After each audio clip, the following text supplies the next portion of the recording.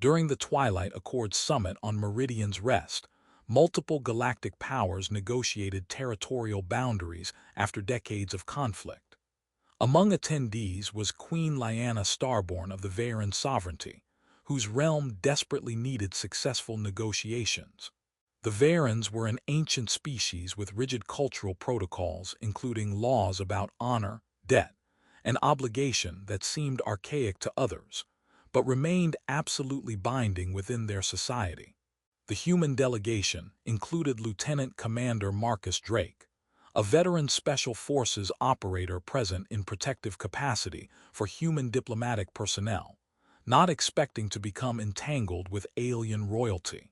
The entanglement occurred when intelligence failures allowed an assassination attempt during what should have been secure transport.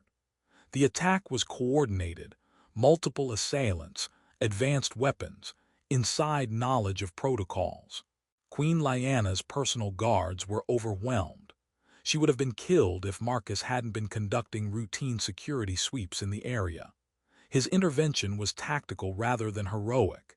He saw the ambush developing, recognized the target, and responded with efficient violence that Special Forces training instills. He neutralized immediate threats, secured Queen Lyanna, and extracted her to safety. From his perspective, just doing his job in circumstances that happened to put him in the right place. From the Veyran perspective, what Marcus did triggered one of their most ancient and inviolable laws. After the crisis was contained, Queen Lyanna's royal council convened.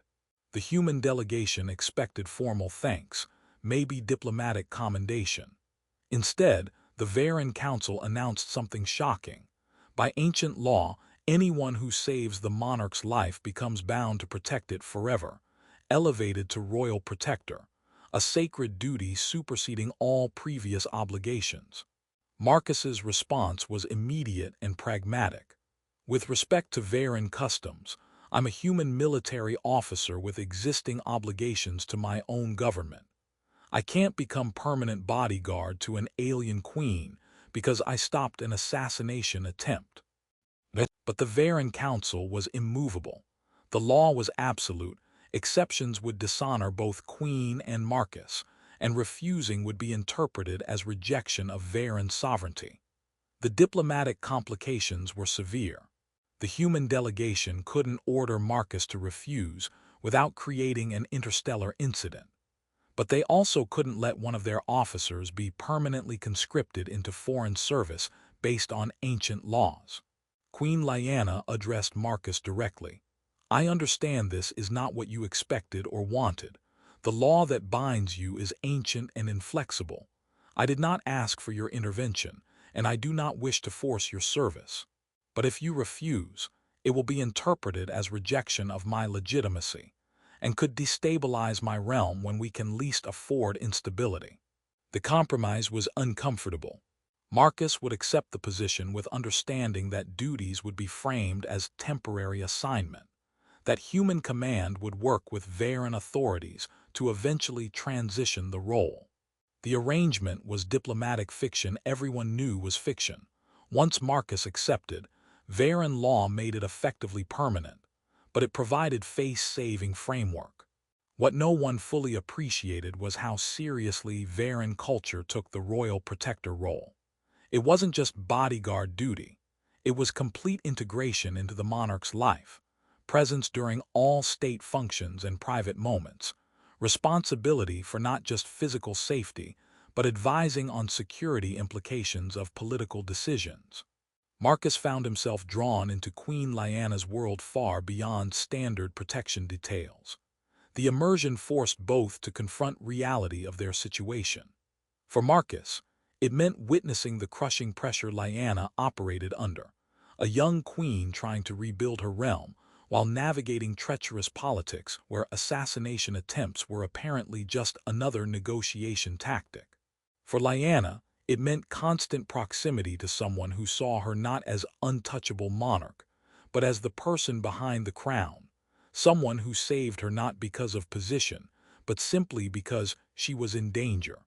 Over months following the incident, as the summit concluded and normal relations resumed, Their relationship evolved from uncomfortable obligation into genuine partnership. Marcus learned that being royal protector meant understanding not just physical threats, but complex political dangers constantly surrounding Lyanna. He started providing not just security but honest counsel, offering perspectives her traditional advisors might miss. Lyanna discovered that Marcus's protection extended beyond standing between her and danger. He created space where she could be herself rather than just performing the role of queen, someone she could speak honestly with about doubts without worrying about appearing weak. The trust building between them was tested by ongoing threats. During one particularly serious attempt where Marcus was injured ensuring Lyanna's escape, she realized something. He wasn't protecting her because law compelled him. He was protecting her because he'd chosen to. The political situation evolved when diplomatic negotiations created opportunity for Marcus to be released from his duties. Changes in security arrangements meant the original justification for keeping a human in the role no longer applied. When the offer was formally made, Marcus refused it. His explanation was delivered privately to Queen Lyanna. When your counsel first invoked that ancient law, I was angry about being trapped in obligations I never sought. I accepted because refusing would have caused diplomatic damage, but something changed. I'm not protecting you anymore because some law says I must. I'm protecting you because I've seen what you carry, the impossible weight you bear. Somewhere along the way, your safety stopped being duty and became something I care about personally. The bond that ties me to your service isn't legal obligation anymore. It's personal choice, and that choice is mine to make. The confession created complications. Lyanna had to navigate political implications of having a royal protector who acknowledged personal rather than just legal bonds. Marcus faced questions about whether his decision represented desertion or legitimate acceptance of new duties. But both recognized that what had developed between them, trust built through crisis, understanding from constant proximity, respect earned through countless moments, mattered more than political complications. They established new frameworks. Marcus remained royal protector with all legal obligations, but both acknowledged the role had evolved beyond security into genuine partnership, where his counsel shaped strategic decisions, where her trust in him extended into emotional support during moments when the crown's weight became too much.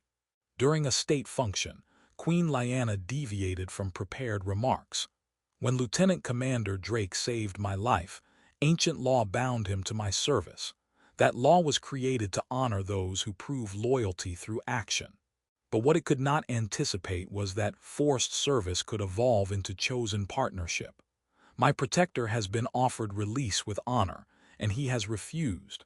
Not because law compels him, but because he has chosen to remain. That choice is worth more than any forced obligation. Marcus reflected on how unwanted obligation became the most important commitment of his life. I rescued a wounded alien queen expecting gratitude. Instead, I was forced to become her protector by ancient laws I didn't want to honor. But somewhere in the months of facing threats together, of witnessing her strength and vulnerability, obligation became choice. I protect her now not because law compels me, but because I cannot imagine not protecting her. Sometimes the best things are the ones we're forced into before we're ready to choose them freely.